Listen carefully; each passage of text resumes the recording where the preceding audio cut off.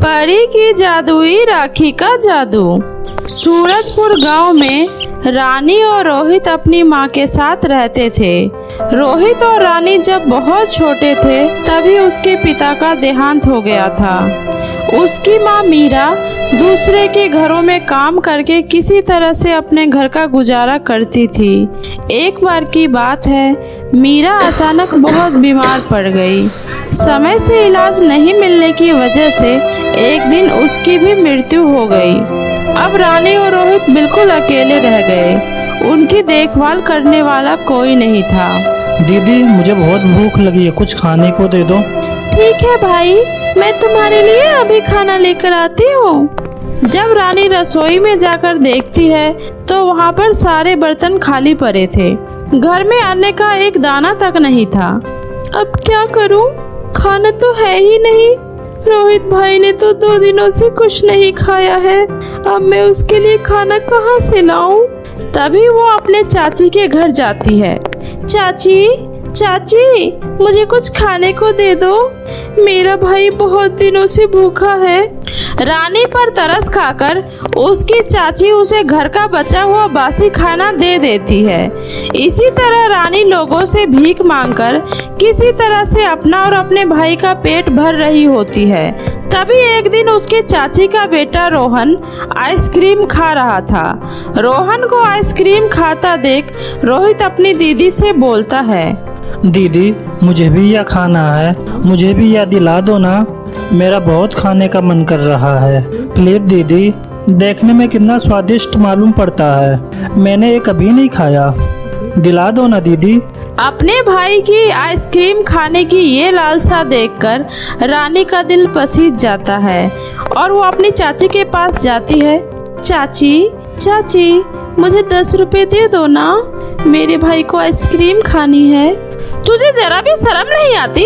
एक तो बेशरम की तरह मुंह उठाकर खाना मांगने पहुंच जाती है, ऊपर से फरमाइश तो देखो महारानी के, आइसक्रीम खाना है। अरे इतना शौक है तो कुछ काम धंधा क्यों नहीं करती? पैसे कोई पेड़ पर नहीं उगता जो मैं तुझ पर यूं पैसे लुटाऊं। चल अब जा यहाँ से। काम? चाची, फिर मुझे कहीं कोई काम दिलवा दो, आपकी बहुत मेहरबानी होगी चाची। तभी उसकी चाची को याद आता है, मेरी बहन को नौकरानी की जरूरत थी, उसे फ्री फंड का एक काम वाली भी मिल जाएगी और उसे इस नौकरानी को ज्यादा पैसे भी नहीं देने पड़ेंगे। हाँ, ये सही रहेगा। ऐसा सोचकर उसकी चाची रानी से कहती है, ए लड़की सुन, तुझे काम चाहिए ना? तूने मेरी बहन रिया का घर तो देखा ही है, उसे एक नौकरानी की जरूरत है। अगर तू उसके यहाँ काम करेगी फिर मैं तुझे और तेरे भाई दोनों को आइसक्रीम दिलाऊंगी। क्या? सच में चाची? और क्या, सच बोल रही हूँ। चल तुझे अब आइसक्रीम खिलाऊं। रानी उस एक आइसक्रीम के बदले अपनी चाची के बहन के घर काम करने को तैयार हो जाती है। चाची की तरह ही उसकी बहन रिया बहुत ही दुष्ट औरत थी। वो रानी से घर का सारा काम करवाती और बदले में उसे और उसके भाई को 2 वक्त की रूखी सूखी रोटी खाने को देती। लेकिन रानी और रोहित 2 वक्त में ही खुश थे। कुछ ही दिनों बाद राखी का त्योहार आने वाला था। रोहित गली में खेल रहा था, तभी वहाँ कुछ लड़के आपस में बात कर रहे थे। अरे भाई, 2 दिन बाद रक्षाबंधन है, तो इस बार तुम लोग अपनी बहन को क्या गिफ्ट दे रहे हो? भाई, मैं तो अपनी बहन को वीडियो गेम गिफ्ट कर रहा हूँ। और तू अपनी बहन को क्या दे रहा है? इस बार मैं अपनी बहन को महंगी वाली घड़ी गिफ्ट करूँगा। रोहित भी वहीं खड़ा उन लोगों की बातें सुन रहा था। घर आकर वो अपनी बहन से बोलता है, दीदी, ये रक्षाबंधन क्या होता है? रक्षाबंधन भाई बहन का सबसे खास त्योहार होता है। इस दिन बहन अपने भाई की लंबी उम्र और सलामती के लिए उसकी कलाई पर राखी बांधती है और भाई अपने बहन की जीवन भर रक्षा करने का वचन देता है।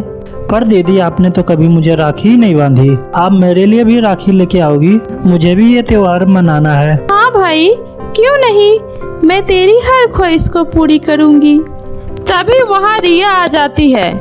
तुम दोनों भाई बहन यहाँ क्या बातें कर रही हो? कुछ नहीं आंटी। अच्छा सुनो, 2 दिन बाद रक्षाबंधन है, तो तुझे अब यहाँ आने की कोई जरूरत नहीं है। आंटी एक बात कहूँ, 2 दिन बाद रक्षाबंधन है, मुझे आप कुछ पैसे दे देती तो मैं भी अपने भाई के लिए राखी ले आती। तुझे शर्म नहीं आती पैसे मांगते हुए? एक तो तुम दोनों को मैं मुफ्त में बिठाकर खिला रही हूँ, वो कम है जो तुझे अलग से पैसे भी चाहिए। कोई जरूरत नहीं है तुझे मेरे यहाँ काम करने की, चल भाग यहाँ से। इतना बोलकर रिया रोहित और रानी को अपने घर से निकाल देती है। रानी बहुत ही दुखी मन से अपने घर आ जाती है। आज रक्षाबंधन का त्योहार था। दीदी आज तो रक्षाबंधन है और आप इतनी उदास हो। दीदी मुझे कुछ नहीं चाहिए। सब समझती हूँ भाई, मैं तेरी बड़ी बहन होते हुए भी कुछ नहीं कर पा रही, लेकिन तू चिंता मत कर, मैं आज तेरे साथ रक्षाबंधन जरूर मनाऊंगी। इतना बोलकर रानी घर से जंगल की तरफ निकल जाती है और एक पेड़ के नीचे बैठकर खूब रोती है। माँ, मुझे आप इस जालिम दुनिया में अकेले छोड़कर क्यों चली गई? मैं आपके बिना बहुत अकेली हो गई हूँ माँ, मुझे आपकी बहुत याद आ रही है माँ, मुझे भी अपने पास बुला लो माँ। रानी को इस तरह रोता देखकर वहीं पास से बाल परी गुजर रही होती है। बाल परी को रानी पर बहुत ही ज्यादा दया आ जाती है और वह रानी के पास जाकर बोलती है, लड़की तुम इस घने जंगल में अकेले क्यों रो रही हो? मेरी किस्मत में तो रोना ही लिखा है परी जी। फिर रानी अपनी सारी बात उस बाल परी को बताती है। रानी की बात सुनकर बाल परी को उस पर बहुत ही दया आ जाता है और वो रानी से बोलती है, रानी आज खुशियों का त्योहार है, ऐसे उदास नहीं होते। ये लो, ये राखी मेरी तरफ से तुम्हारे भाई के लिए एक तोहफा है। ये कोई मामूली राखी नहीं बल्कि जादुई राखी है। अब से तुम्हें किसी के सामने हाथ फैलाने की कोई जरूरत नहीं है। अब तुम खुशी खुशी घर जाओ, सब ठीक हो जाएगा। रानी बाल परी का धन्यवाद कर खुशी खुशी घर आ जाती है और जल्दी से तैयार होकर खुशी खुशी अपने भाई की कलाई पर वो जादुई राखी बांध देती है। राखी बांधते ही उसके सामने तरह तरह की मिठाइयाँ और खाने की सामग्री अपने आप आ जाती है। अरे वाह दीदी, ये सब मेरे लिए? आप बहुत अच्छी हो दीदी, और ये राखी भी बहुत प्यारी है, मैं इसे हमेशा अपने पास रखूंगा। हाँ मेरे भाई, इसे हमेशा पहन कर रखना। ये मामूली राखी नहीं बल्कि जादुई राखी है और तुम इस राखी से जो कुछ भी मांगोगे तुम्हें वो सब मिल जाएगा। क्या सच में? राखी राखी, मेरी दीदी के लिए एक बहुत सुंदर सा फ्रॉक दिला दो। तभी वहाँ पर एक बहुत ही सुंदर सा फ्रॉक प्रकट हो जाता है। ये लो दीदी, एक प्यारा सा फ्रॉक, ये राखी का तोहफा है। और फिर उसके बाद दोनों भाई बहन उस जादुई राखी की मदद से अपने लिए एक बहुत ही बढ़िया सा घर बनाते हैं और फिर खुशी खुशी उसी घर में रहने लगते हैं। अब उसके पास किसी भी चीज की कोई कमी नहीं थी। उसे जब भी किसी भी चीज की जरूरत होती वो उस जादुई राखी से मांग लेते। हीरपुर गांव में रिधिमा अपनी मां निर्मला के साथ रहती थी। रिधिमा बचपन से ही दिखने में बहुत ही अच्छी थी। उसका सुंदर रंग और चंचल स्वभाव सबका ही मन मोह लेता।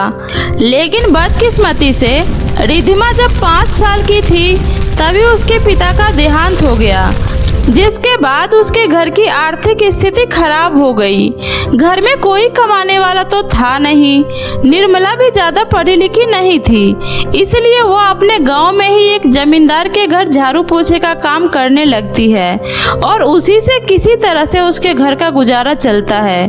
पिता के ना होने के बाद भी निर्मला ने अपनी बेटी को कभी किसी चीज की कोई कमी नहीं महसूस होने दी। उसने अपनी बेटी का दाखिला गाँव के सबसे अच्छे स्कूल में करवाया। माँ ये देखो, मैं पूरे स्कूल में टॉप आई हूँ। बहुत बहुत शुभकामनाएं मेरी बच्ची। ऐसे ही आगे बढ़ते रहो। माँ, मैं गांव में सबको अपना रिजल्ट के बारे में बता कर आती हूँ। रिद्धिमा के चंचल और दयालु स्वभाव की वजह से गांव में हर कोई उसे प्यार करता था। उसी गांव में एक लड़की थी जिसका नाम टीना था। टीना उसी गांव की जमींदार की बिगड़ी हुई बेटी थी। वह बहुत बदतमीज और गुस्से वाली थी। वो अपने से छोटे लोगों को नौकर से ज्यादा कुछ नहीं समझती थी। तभी खुशी से झूमती हुई रिद्धिमा आ रही होती है और वह गलती से टीना से टकरा जाती है। टीना उसे जोरदार थप्पड़ जड़ देती है। यू इडियट, देखकर नहीं चल सकती? मेरे सारे कपड़े खराब कर दिए, जाहिल कहीं की। सॉरी मैम साहब, वैसे मैंने जानबूझकर आपको टक्कर नहीं मारा। रिद्धिमा उदास होकर वहाँ से चली जाती है। अगले दिन निर्मला रिद्धिमा से कहती है, रिद्धिमा बेटा, आज मालकिन की बेटी का जन्मदिन है। बहुत सारे लोग आएंगे, काम भी बहुत होगा। तू साथ चलती तो मेरी थोड़ी मदद हो जाती। ठीक है माँ, आप चलो, मैं स्कूल से छुट्टी होते ही हवेली पर आ जाऊंगी। रिद्धिमा स्कूल से घर की तरफ आ ही रही थी कि तभी वह देखती है कि घर के पास वाले नदी में से किसी युवक की आवाज आ रही है। बचाओ बचाओ। रिद्धिमा आवाज सुनकर अपना बैग वहीं रखकर पानी में कूद जाती है और तैरकर उस युवक को बचा के किनारे ले आती है। ये तो बेहोश है, लगता है गहरे पानी में जाने की वजह से इसके पेट में पानी चला गया है। मैं इसके पेट से पानी अभी निकालने की कोशिश करती हूँ। रिद्धिमा उसे होश में लाने की कोशिश करती है और कुछ ही देर में वह युवक होश में आ जाता है। क्या मैं मर गया? अरे अभी तो मेरी शादी ही नहीं हुई है, इतनी जल्दी तूने मुझे क्यों उठा लिया? तुम मरे नहीं, जिंदा हो। अब रोना बंद करो। अच्छा, really? Thank you so much. आपको देखकर तो एक पल को मुझे लगा कि मैं मर गया हूँ। किसी अप्सरा के गोद में सर रखकर स्वर्ग का आनंद ले रहा हूँ। हाय, कितनी खूबसूरत हैं आप। भगवान ने बहुत फुर्सत से बनाया है आपको। बकवास बंद करो और जाओ यहाँ से, वरना दोबारा से इसी नदी में धक्का दे दूंगी। आपके हाथ से मौत भी खुशी खुशी कबूल है। मुझे आपसे प्यार हो गया है। I love you. चल पागल। रिद्धिमा वहाँ से चली जाती है और जल्दी से ड्रेस चेंज करके मालकिन के घर काम करने चली जाती है। मालकिन के घर पार्टी का बहुत बड़ा आयोजन किया गया था। खाने की सारी तैयारी रिद्धिमा और उसकी माँ ने मिलकर किया था। मेहमान भी आने अब शुरू हो गए। रिद्धिमा सबको खाना सर्व कर रही थी, तभी उसने देखा कि वही युवक उस पार्टी में घूम रहा है जिसे उसने नदी से बचाया था। हे भगवान, ये लड़का तो हाथ धोकर मेरे पीछे ही पड़ गया। ये तो यहाँ भी आ गया, अब क्या करूँ? रिद्धिमा टीना को खाना सर्व कर रही थी, लेकिन उसका ध्यान उसी युवक पर था। तभी गलती से खाना टीना के ड्रेस पर गिर जाता है। यू ब्लडी फूल, ये क्या किया तुमने? मेरा इतना कीमती ड्रेस खराब कर दिया तुमने। मैं तुम्हें नहीं छोड़ूंगी। टीना बीबी जी, मेरी बेटी को माफ कर दीजिए। मैं आपसे उसके लिए माफी मांगती हूँ। लाइए, मैं आपके कपड़े को साफ कर देती हूँ। तभी टीना गुस्से से निर्मला को धक्का दे देती है। तुम्हारी हिम्मत कैसे हुई मुझे छूने की? दूर हटो। I hate poor people. तभी रिद्धिमा टीना को जोरदार थप्पड़ जड़ देती है। तुम्हारी हिम्मत कैसे हुई मेरी माँ को धक्का देने की? माना कि हम गरीब हैं, लेकिन इसका मतलब ये नहीं कि तुम हमारी बेइज्जती करो। तुम अमीर हो तो अपने लिए हो, समझ गई? चलो माँ, अब हमें ऐसे घमंडी और बदतमीज लोगों के यहाँ काम करने की कोई जरूरत नहीं है। रिद्धिमा अपनी माँ को वहाँ से लेकर घर आ जाती है। रिद्धिमा उदास होकर पास के ही बगीचे में बैठी हुई थी, तभी वही युवक फिर से उसके पास आता है। हेलो मिस अप्सरा, वाह क्या गजब बोलती हैं आप किसी अप्सरा से कम नहीं। By the way, my name is Rohan. मैं लंदन से आया हूँ। वैसे तो मैं यहाँ बिजनेस के सिलसिले से आया था, बट जब से मैंने आपको देखा है, आपके सिवा कुछ और देख ही नहीं पा रहा हूँ। मुझे आपसे पहली नज़र में ही प्यार हो गया और मैं आपसे शादी करना चाहता हूँ। देखो, किसी बात की फिक्र मत करो। मैंने अपने मॉम डैड को सब कुछ बता दिया है। वो अगले महीने ही आकर हम दोनों की शादी करा देंगे। रोहन सच में ही बहुत अच्छा लड़का था, इसीलिए रिद्धिमा शादी के लिए हाँ कर देती है। उधर टीना अपनी माँ से बोलती है, मॉम, ये सुबह सुबह रोहन कहाँ चला गया? जब से लंदन से आया है, एक भी दिन मेरे साथ नहीं बिताया है। अगर इतना ही प्यार है रोहन से तो आने दो आज उसे। मैं आज ही तेरे पिताजी से बोलकर तेरी और रोहन की शादी की बात कर लेती हूँ, फिर रखना जिंदगी भर उसे अपने पल्लू से बांध कर। यह सुनकर टीना शर्मा जाती है। तभी रोहन आ जाता है। है व्हाट्सअप, क्या बातें हो रही है माँ बेटी में? कहाँ थे तुम सुबह से? मुझे तुमसे एक जरूरी बात करनी है। वैसे मुझे भी आप लोगों से एक जरूरी बात करनी है। मुझे पता है तुम क्या कहने वाले हो। अच्छा बताओ, क्या बताना चाह रहे हो? टीना, मुझे इस गांव में आते ही इस गांव से जैसे मानो प्यार हो गया। मुझे यहाँ की हर एक चीज इतनी भा गई कि मुझे इस गांव को छोड़कर जाने का दिल ही नहीं कर रहा। तो मैं कौन सा तुम्हें यहाँ से जाने दूंगी? टीना, मुझे रिद्धिमा से प्यार हो गया है और मैं उससे इसी महीने शादी करना चाहता हूँ। मुझे पता है तुम्हें यह सुनकर थोड़ा अजीब लगेगा, लेकिन मुझे कोई फर्क नहीं पड़ता कि रिद्धिमा गरीब है। वो तो लाखों में एक है, अप्सरा सी सुंदर, स्वभाव की इतनी दयालु। अब तो बस उसी के साथ रहना है। ये सुनकर टीना के तो मानो पैरों के नीचे से जमीन ही खिसक जाती है। वह गुस्से से वहाँ से चली जाती है। मैं इस रिद्धिमा की बच्ची को छोड़ूंगी नहीं। इसने रोहन को मुझसे छीनकर अच्छा नहीं किया। अगर रोहन मेरा नहीं तो मैं उसे किसी भी हाल में रिद्धिमा का नहीं होने दूंगी। बहुत अभिमान है ना रिद्धिमा को अपने चेहरे पर। मैं भी उसे बर्बाद न कर दी तो मेरा नाम भी टीना नहीं।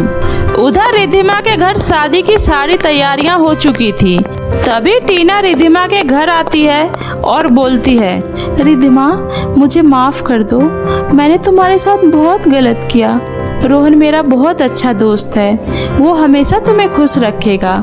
ये लो रिद्धिमा, ये फेस क्रीम है, इसे अपने चेहरे पर लगा लो। इससे तुम्हारा ये गोरा सा चेहरा और निखर जाएगा। थैंक यू टीना, तुम्हें यहाँ देखकर मुझे बहुत अच्छा लग रहा है। आओ बैठो ना, इन सब की क्या जरूरत थी? जरूरत है रिद्धिमा, रोहन मेरा दोस्त है और मैं नहीं चाहती कि उसकी होने वाली दुल्हन में थोड़ी भी कमी हो। अब जाओ और जल्दी से ये क्रीम लगा कर आओ। रिद्धिमा जैसे ही उस क्रीम को अपने चेहरे पर लगाती है, उसका चेहरा काला और बदसूरत हो जाता है। टीना बताओ मैं कैसी लग रही हूँ? बहुत ही प्यारी लग रही हो रिद्धिमा। इधर आओ, मुझे तुमसे एक जरूरी बात करनी है, लेकिन यहाँ सबके सामने नहीं। मेरे साथ बाहर चलो। तभी टीना रिद्धिमा को अपने साथ बाहर ले आती है। रिद्धिमा मेरे साथ मेरे इस बाइक पर बैठो, मैं तुम्हें एक बहुत ही अच्छी दुनिया की सैर कराना चाहती हूँ। प्लीज बैठो ना रिद्धिमा, जल्दी आ जाएंगे। और फिर टीना गुस्से से अपना बाइक स्टार्ट करती है और उसे हवा में उड़ाते हुए एक बहुत ही ऊंची पहाड़ी पर ले जाती है। टीना मुझे बहुत डर लग रहा है, ये तुम मुझे कहाँ ले आई हो? वापस चलो। खुश तो आज तुम बहुत होगी, आज तुम्हारी शादी जो होने वाली है। लेकिन मैं तुम्हें ससुराल नहीं, सीधा ऊपर भेजने के लिए यहाँ लेकर आई हूँ। टीना ये क्या पागलपन है? आखिर तुम मेरे साथ ऐसा क्यों कर रही हो? टीना देखो, रुक जाओ प्लीज। टीना ये गलत है। आह, बचाओ बचाओ, कोई है? कोई मेरी मदद करो। और जोर से चिल्लाओ, यहाँ तुम्हें बचाने वाला कोई नहीं है। इस पहाड़ी पर ऊपर आने का तो रास्ता है, लेकिन नीचे जाने का कोई रास्ता नहीं है, इसलिए यहाँ तुम्हें बचाने कोई नहीं आएगा। तभी वहाँ से स्वरा परी जा रही थी। वह टीना को रिद्धिमा को पहाड़ी से धक्का देते हुए देख लेती है। रुक जाओ टीना, ये तुम क्या कर रही हो? छोड़ दो इसे और इसे यहाँ से जाने दो। मूर्ख परी, तुम्हें शायद पता नहीं, इस पहाड़ी से नीचे उतरने का कोई रास्ता नहीं है। जो इस पहाड़ी पर एक बार आ गया वो सीधा ऊपर ही जाता है और इसका अंतिम समय आ गया है। तभी टीना रिद्धिमा का हाथ पकड़कर पहाड़ी से कूद जाती है। परी बहुत ही फुर्ती में रिद्धिमा का हाथ पकड़ लेती है और टीना से कहती है, टीना अभी भी वक्त है, जिद छोड़ दो और अपना हाथ दो। मैं वादा करती हूँ मैं तुम दोनों में से किसी को कुछ नहीं होने दूंगी। कम ऑन टीना, हाथ दो। नहीं परी, अब नहीं। मैं जानती हूँ अब आप आ गई हो तो आप रिद्धिमा को बचा लोगी और शायद आप मुझे भी बचा लो। लेकिन रिद्धिमा को तो आज उसका प्यार मिल जाएगा, लेकिन मेरा क्या? मैंने बचपन से जिससे प्यार किया उसे अपने आंखों के सामने किसी और का होता नहीं देख सकती। मैं जा रही हूँ परी जी, मुझे माफ कर देना रिद्धिमा, मैंने तुम्हारा चेहरा खराब कर दिया। इतना बोलकर टीना पहाड़ी से कूदकर अपनी जान दे देती है। रिद्धिमा रोने लगती है। रिद्धिमा, होने को कोई नहीं टाल सकता, जो हुआ उसमें तुम्हारी कोई गलती नहीं है। अब तुम अपने घर जाओ, सब तुम्हारा इंतजार कर रहे हैं। पर परी जी, इस पहाड़ी से उतरने का कोई रास्ता नहीं है। आप तो उड़कर कहीं भी जा सकती हो, लेकिन मैं कैसे जाऊं? तभी परी रिद्धिमा को एक जादुई उड़ने वाला पाउडर देती है। ये लो रिद्धिमा, ये जादुई उड़ने वाला पाउडर है, इसे तुम अपने चेहरे पर लगा लो। इसे लगाते ही तुम्हारा यह काला और बदसूरत चेहरा फिर से अच्छा हो जाएगा। और ये उड़ने वाला जादुई पाउडर है, तुम इस पर बैठते ही अपने घर पहुंच जाओगी। अब जाओ रिद्धिमा, सब लोग तुम्हारा इंतजार कर रहे हैं। आपका बहुत बहुत शुक्रिया परी जी। इतना बोलकर रिद्धिमा उस जादुई उड़ने वाले पाउडर को अपने चेहरे पर लगाती है और वह फिर से बहुत ही सुंदर हो जाती है। उसके बाद रिद्धिमा उस जादुई पाउडर पे बैठकर अपने घर आ जाती है और फिर बहुत ही धूमधाम से रोहन के साथ उसकी शादी हो जाती है और फिर दोनों एक साथ हंसी खुशी रहने लगते हैं। तो मेरे प्यारे दोस्तों, कैसी लगी आपको मेरी ये कहानी, मुझे कमेंट करके जरूर बताएं। कहानी अच्छी लगी हो तो इसे अपने दोस्तों के साथ भी शेयर करें। और हाँ दोस्तों, अगर आपने अब तक मेरे चैनल जादुई टीवी को सब्सक्राइब नहीं किया है तो प्लीज नीचे लाल बटन दबाकर अभी सब्सक्राइब कर ले। तो मिलती हूँ ऐसे ही फिर किसी नई मजेदार जादुई कहानी के साथ। तब तक अपना ध्यान रखिए। बाय बाय दोस्तों।